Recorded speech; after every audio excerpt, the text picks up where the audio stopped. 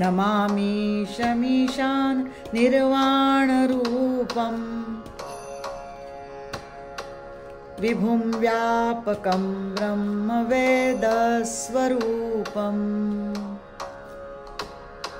अजं निर्गुणं निर्विकल्पं निरीहम्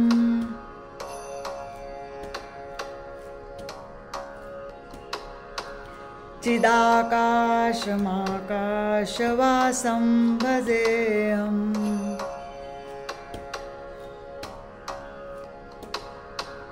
निराकार ओंकार मूलं तुरीयम्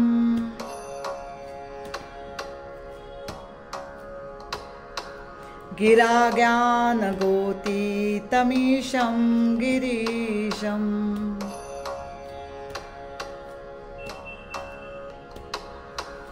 करालं महाकाल कालं कृपालम्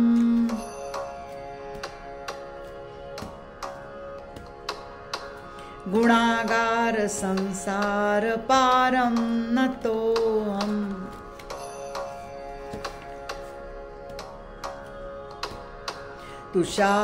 तुषाराद्रिसङ्काश गौरं गभीरम्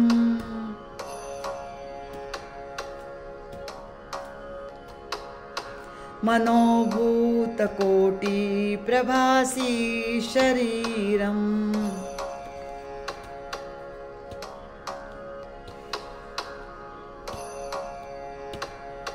स्फुरन्मौलिकल्लोलिनी चारुगङ्गा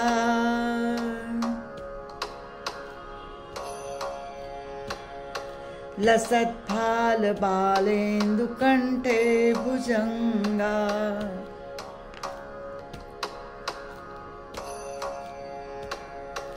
चलत्कुण्डलं भ्रून्सुनेत्रं विशालम्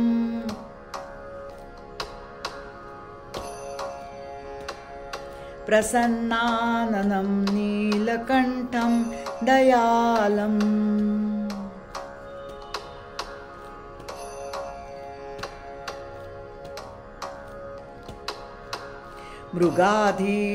मृगाधीशचर्माम्बरं मुण्डमालम्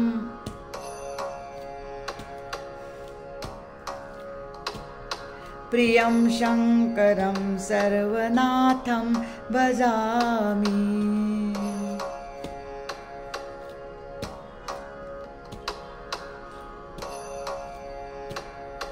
प्रचण्डं प्रकृष्टं प्रगल्भं परेशम् अखण्डम् अजं भानुकोटिप्रकाशम्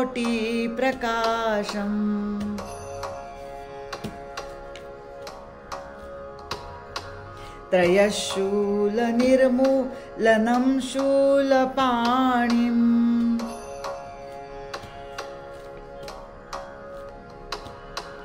भजेऽहं भवानीपतिं भावगम्यम्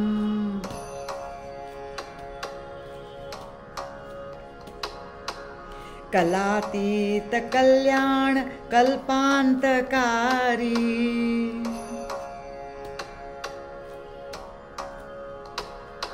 सदा सज्जनानन्ददाता पुरारी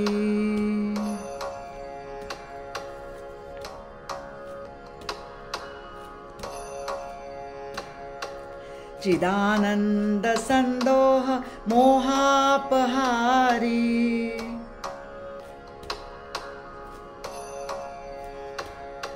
प्रसीद प्रसीद प्रभो मन्मथारी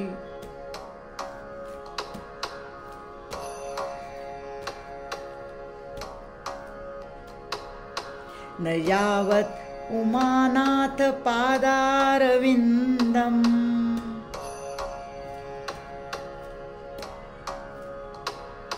भजन्ति हलोके परे वानराणाम्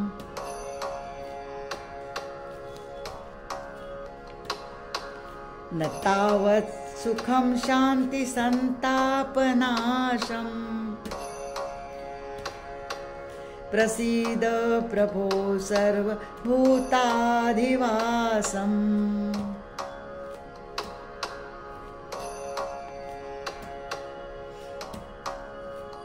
न जानामि योगं जपं नैव पूजा।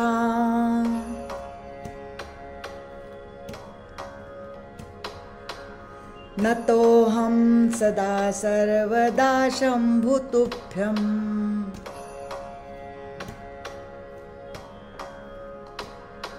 जरा जन्म दुःखोग तातप्यमानम्।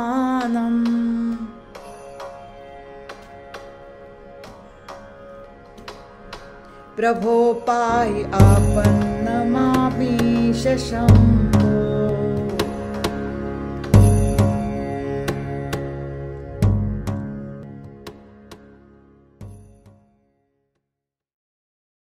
फलश्रुति। रुद्राष्टकमिदं प्रोक्तं विप्रेण हरतोषये। ये पठन्ति परा भक्त्या तेषां शम्भु प्रसीदति। सांब शिवार्पणमस्तु। जय श्री दादाजी। श्रोते जन हो, मैं चारुशीला वडगांवकर आपको प्रणाम करती हूँ। यह रुद्राष्टक गोस्वामी तुलसीदास जी का है। वह बहुत बड़े महात्मा है। उनके तुलसी रामायण, हनुमान चालीसा और सब साहित्य ज्ञान और मिठापन से भरा हुआ है। मेरा हृदय मन उनका नाम निकालते ही भाव विभोर होता है। तुलसीदास जी की काव्य में हिंदी जितनी मधुर है उतना ही संस्कृत बड़ा मीठा है। जगत गुरु शंकराचार्य जी के ही स्तोत्र लगते हैं। तुलसीदास जी प्रगाढ़ बुद्धिमत्ता धारण किए हुए हैं। उनको मैं साष्टांग प्रणाम करती हूँ। यह रुद्राष्टक खंडवा में महान योगी श्री दादाजी महाराज के समाधि के सामने दोनों आरती समय कहा जाता है। यह स्तोत्र की एक कहानी है, उत्तर रामायण में है। कहानी ऐसी है, एक महान शिष्य शंकर भगवान के महाउपासक थे। वह मंदिर में अपने पूजा अर्चा में तल्लीन हो गए थे, मग्न थे। उनके गुरु वहाँ मंदिर में पधारे, लेकिन वह शिष्य ने उनको दुर्लक्षित किया, ध्यान नहीं दिया। उस समय शंकर भगवान इस कारण बहुत क्रोधित हो गए। उनका कहना था, पूरे विश्व में सब देव देवताओं से, विश्व से गुरु सबसे श्रेष्ठ है। पहले उनको वंदन आतिथ्य करना है, बाद में देवताओं का, बाद में शंकर जी की मेरी पूजा करनी है। क्रोध, शंकर जी का क्रोध अनावर हो गया। तो तुलसीदास जी ने यह स्तोत्र रुद्राष्टकम रचाकर गुरु के मुँह में उसको डाला है, मुँह से कहलाया है। शंकर जी की इसमें स्तुति है और अपने शिष्य के घोर अपराध के कारण अपने शिष्य के लिए क्षमा याचना की है। इतना गुरु हृदय सबसे विशाल होता है कि जो गुरु अपने शिष्य के लिए भगवान से याचना कर रहा है, क्षमा मांग रहा है। अभी मैं अर्थ बताने जा रही हूँ। पहले श्लोक का अर्थ है, ईशान माने सत्ताधीश। हे शंकर, मोक्ष स्वरूप होने वाले और ब्रह्मांड की सत्ता जिनकी है, ऐसे भोलेनाथ ईश्वर मैं आपको नमन करता हूँ। आप अनंत सर्वव्यापक ब्रह्मांड व्यापक, ब्रह्मांड के अंतर्यामी, ब्रह्म स्वरूप, ज्ञान स्वरूप हो। आप अजन्मा, निर्गुण हो, सत्वरजतम गुणों से परे हो, भेदरहित हो, अखंड हो। यह माने इच्छा। आप निरिच्छ हो, निरीहम हो। आप चिदाकाश रूपम, चैतन्य रूप हो, चित स्वरूप हो, ज्ञान स्वरूप हो। आकाश जिसका वस्त्र है, ऐसे दिगंबर, ऐसे भगवान शंकर जी को मैं भजता हूँ। अभी दूसरा श्लोक, जो निराकार है, जिससे आकाश उत्पन्न होके उसमें पहला शब्द ओंकार प्रकट हुआ है। शंकर जी ओंकार का मूल है, मूल तत्व है। तुरीय माने चतुर्थ मात्रा। ओंकार के 3 मात्राएं है, अकार उकार मकार। चतुर्थ जो है वह ओम खत्म होने के बाद जो म रहता है वह तुरीयम यानी चतुर्थ मात्रा भी शंकर भगवान है। सोहम का अर्थ है मैं वो हूँ। अहम ब्रह्मास्मि, उसमें जो ओम है उसके बाद जो शांति है वह शिवजी है। हम जैसे अनुभव करते हैं कि मैं हूँ, लेकिन नींद में वो भाव लुप्त होता है, वैसे ही शंकर जी से सोहम शब्द की उत्पत्ति हुई है और उनके शक्ति का ओम ब्रह्मदेव विष्णु और महेश को प्रकट करके शक्ति जगदम्बा का माया शक्ति का कार्य शुरू हो गया है। ओंकार 3 मात्रा रजतम सत्व है और तुरीय चतुर्थ मात्रा निर्गुण ब्रह्म है। शंकर जी सगुण होके फिर निर्गुण में शांत स्थिर हुए हैं, इसलिए वह हमेशा कैलाश पर्वत पे ध्यानमग्न अवस्था में दिखाए जाते हैं। गिरा का मतलब है वाणी, वाणी बुद्धि, और गो का मतलब है इंद्रिय। ये वाणी बुद्धि और इंद्रियों से शंकर जी परे है। इंद्रियों से, वाणी से, बुद्धि से वो समझ नहीं सकते, प्राप्त नहीं होते। भगवान शंकर यह शारीरिक माया से परे है, वह निर्गुण ब्रह्मरूप अवस्था में सदैव रहते हैं। ऐसे गिरीश कैलासपति गिरिपति जी को मैं नमन करता हूँ। काल का मतलब है रुद्र, चतुर्थ अवस्था ओम की। जब प्रलय होता है तब काल का भी महाकाल विकराल होके काल को निगल लेता है। ऐसे महामृत्युंजय भगवान शंकर बहुत कृपालु, गुणों का आगर, गुणों का धाम, संसार से परे होने वाले भगवान शिव जी को मैं नमन करता हूँ। तुषार आद्री माने बर्फ के तुषार होने वाला हिमालय। अभी सगुण रूप में वर्णन शुरू हुआ है। हिमालय के बर्फ के जैसा गौर शुभ्र वर्ण और शंकर जी गौर शुभ्र वर्ण और गंभीर है। मनोभूत माने कामदेव यानी मदन जैसे कोटि रूप प्रभा होने वाले भगवान मंगल शरीर धारण किए हुए हैं। उनके जटाओं से तरंग निकलने वाली होने वाली चारु गंगा बहती है। चारु का अर्थ बहुत गहन है। भक्ति, प्रीति, चारु यह सब बहुत गहन ऊंचाई होने वाले आध्यात्मिक शब्द है। हम हमेशा इनका नीचे स्तर पर उपयोग करते हैं। चारु का अर्थ केवल बाह्य सुंदरता नहीं, अंदर बाहर सुंदरता, पवित्रता, ब्रह्मरूप होने वाली शिवजी में समाई हुई गंगा है। चारुशिला नाम का अर्थ है पवित्रशील, अंदर बाहर से पवित्र सुंदर आचार और विचार रखने वाली स्त्री।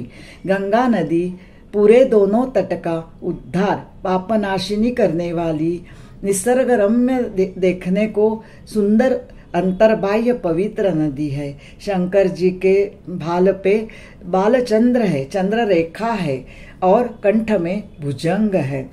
ऐसे भगवान को मैं प्रणाम करता हूँ। अभी चौथा श्लोक।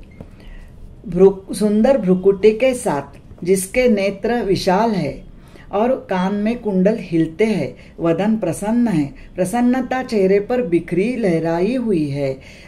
ऐसे दयालु नीलकंठ जो मृगाधीश व्याघ्र के चर्मांबर परिधान किए हुए, मुंडमाल गले में जिनके विराजमान है, सबको प्रिय है, ऐसे सबके नाथ शंकर जी को मैं भजता हूँ। उनके कंठ में भुजंग है, ऐसे शंकर जी को मैं भजता हूँ। शम करोति शंकरः, कल्याणकारी शंकर भगवान। शम का अर्थ है कल्याणकारी। महाभव्य, अभी 5वां श्लोक।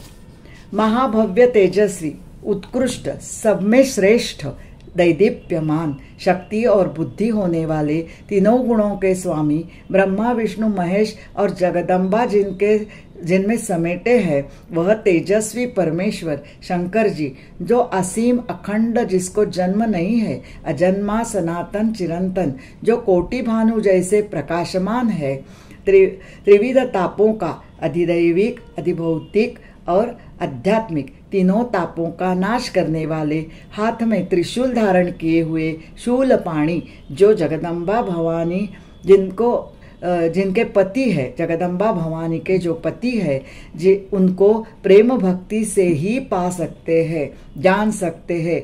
ऐसे भगवान शंकर जी को मैं नमन करता हूँ। अभी 6वां श्लोक। सब कलाओं से परे, कल्याण करने वाले, कल्पांत करने वाले, प्रलय करने वाले, अपने भक्तों को अपने में समाने वाले, कल्याणकारी, हमेशा सज्जनों को आनंद देने वाले, त्रिपुरासुर के शत्रु जो चिदानंद रूप है, चैतन्य घन है, सच्चिदानंद घन है, मोह को हरण करने वाले, अज्ञान के शत्रु, अज्ञान नष्ट करने वाले, कामदेव के मदन के शत्रु, हे प्रभु प्रसन्न हो जाइए, करुणा से मुझे दया से क्षमा कीजिए। अभी 7वां श्लोक। इस लोक में जब नर उमानाथ जी के चरण कमलों को भजते नहीं है, तब तक उनके संताप का, दुख का नाश नहीं होता है, उन्हें सुख शांति नहीं मिलती है। सबके हृदय में वास करने वाले शिवजी, आप मुझे प्रसन्न हो जाइए। अभी 8वां श्लोक। हे शंभो, मैं योग जप पूजा कुछ भी नहीं जानता, मैं केवल आपको शरणागति से नमन करता हूँ। जरा, जन्म और दुख के समूह से, ओघ से मैं तप्त हुआ हूँ। हे प्रभो, हे ईश शंभो, जो आपत्ति में, दुख में पड़ा है, गिरा है, ऐसे मेरी रक्षा कीजिए, दया कीजिए, क्षमा कीजिए। अभी फलश्रुति। यह रुद्राष्टक ब्राह्मण गुरु ने शंकर जी को प्रसन्न करने के लिए कहा है।